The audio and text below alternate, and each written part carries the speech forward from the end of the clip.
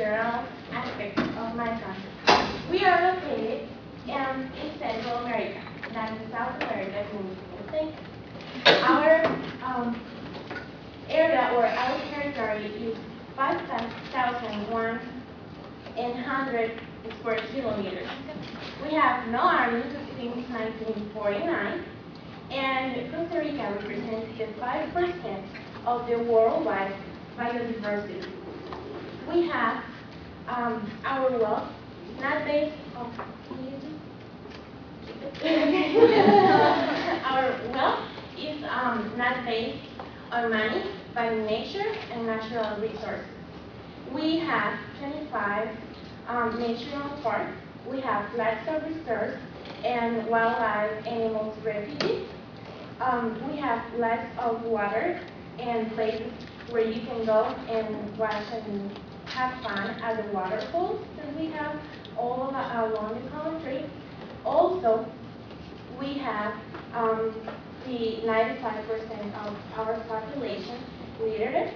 They know how to write and how to read, meaning that we are in the Central American, Latin American area, one of the countries with the highest educational and health services. And the quality of those is not as good as it could be here in the United States, but if we compare it to the rest of the Central America, you can see that we are not that bad. And in Costa Rica, the population is more than 4 million people. And in Costa Rica, our coin is colon, white colon. Well, in 1502, Cristobal Colon, a Spanish man, came from Spain and he conquered us. That's why our coin is called colon. Our native language is Spanish, but a really high amount of the population speaks English and some others speak other languages. And also, our territory is divided by provinces. So I would like you to think that a province is, let's say, for you, a state. So I would like to go deeper in the information by the provinces. But first of all, I would like to tell you that this is our national flower. It is called orquídea or white morada because of the purple color that it has. Okay? And those are our national symbols. So we have the white mallard deer, we have the white morada, jiguiro, that is the birds. Then we have that tree that is really popular in Guanajuato. That is one of our provinces, the biggest one, our flag and letter symbol, and the outskirts. So let me start with Guanajuato. Guanajuato, as I told you before, is the biggest province we have, and it is well known because it presents the highest temperatures in my country. Also, it's well known because of the beaches it has. All this area that you can observe here is full of beaches. And also, you can pass the other slide, please. It's well known because a lot of cattle ranching activities take place there. And they have a lot of animals because of the way the territory and all those things are. And also, it presents the Santa Rosa National Park. Why is this also have a national park? Because there, a battle, the only battle that we had in our history, took place there. And also, this is a place where they rescue these kind of animals. And this is just in the same place. This is a beach. Another one. These are just cities. This is a really historical city in Guanajuato. And this is Palo Verde. Everything is green out there. This is the same part. And this is one of the volcanoes that Guanajuato has. We have more than 200 volcanoes in Costa Rica. But 13 are the well-known, or the most important ones, let's say. Okay, going a little bit down, we can find Punta Arenas. Punta Arenas is the largest province we have. And also, all that way, all the way that you see, is full of beaches. And it has also the most visited national park, Manuel Antonio. And it owns island this one, that is here. There is the Focus Island that was declared a National Patrimony for Humanity in 1997 by the UNESCO. And in Punta Arenas, we can also find heat, a lot of heat, and that province also is located one of the highest mountains we have, that is 3,820 kilometers high. So these are the pictures for that place.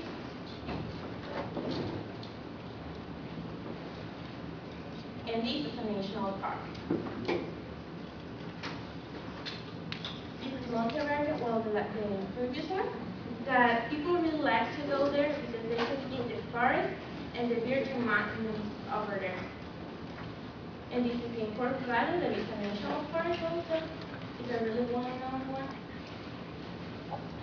Jaco is one of the most beautiful beaches in Costa Rica. All this is there. Now, if we go up there, we can find Cartago.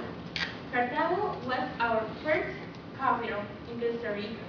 But then, because of different laws that we have, it was moved to San Jose. But it presents the oldest population of our country, and also rings that are really important for us. In Cartago, the climate, the weather is really cold. It's totally different from the rest of the country. These are the rings I was telling you.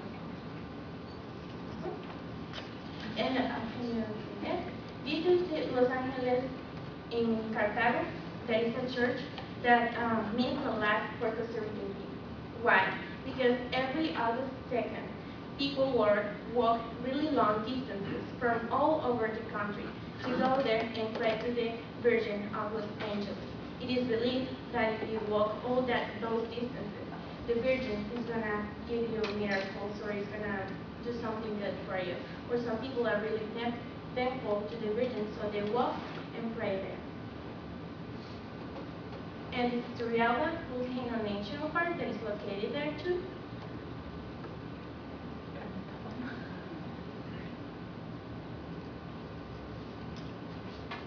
Okay, now we have Heredia, that is well known as the city of the flowers, because wherever you go there, there are going to be flowers. And Heredia is one of the most industrialized cities in Costa Rica, our industrialization. And the buildings that we have, there are so many factories and transnationals that give work options to people. And in Heredia, there are so many coffee plantations. And also there is a river that means a lot for the wildlife animals to live.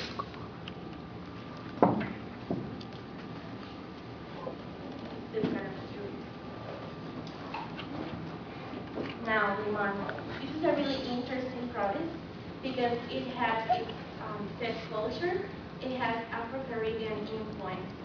So they have, let's say, a variation of English called patois.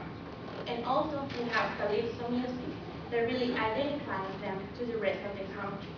They always have their own ways to cook, and they are well known by the rice and beans. People tend to think that in Costa Rica we eat rice and beans every day. No, rice and beans, the rice and beans that people think that's called gallo pinto. That is a mixture of rice, beans, and other vegetables. But the rice and beans that is prepared in that area has coconut milk and also chicken, so it is totally different. It also has the beans and the rice, but it's differently prepared. It's just for that area of the country. In Limon, you can find all the rivers to do rafting or all the extreme sports, because in that area the rivers are really big and powerful. Now, Alajuela, that's my province. It's the second biggest one after Guanacaste and Punta Arenas, and that are almost similar, but the territory is organized different. In Alajuela, you can find two volcanoes that are really important for the country. Guas volcano, because it has a lagoon inside, and the Araran volcano, which is one of the most studied volcanoes around the world because of its activity. And it is a really good panorama and landscape that it offers to the touristic people tourists that go there. Also, we have the Sarceros Park that people there with these kind of trees, they have different shades of animals and behaviors. And behind it is the church. It's a really beautiful church, but it's almost impossible to take a picture of the whole thing together. And we have the Celeste River. Yes, it is meant to. It's that color, and you can find it that way. You have to walk a lot in order to get there, but the river is that color. And we have also the boyeros that they always do this for different activities that take place in the city. This is in my hometown, San Ramon. There is a little waterfall that you can find. And we have Sarchi. This is called the craft capital because in that time, people prepared a lot of craft. And their craft is really original. They prepared all those experts, and none of them is the same. They change the shape and all the decorations for every single sport that they do. This is the glass volcano I was telling you. Also, there is a picture that you can see the legend better. And this is the Arenal volcano. This is a reserve that my university owns because my university has the right to preserve some areas, and it is a really good refuge for different kinds of animals. This is my hometown. This is San Ramon, and it is known as the poetry land because in Costa Rica, in that specific town, people love to write poetry.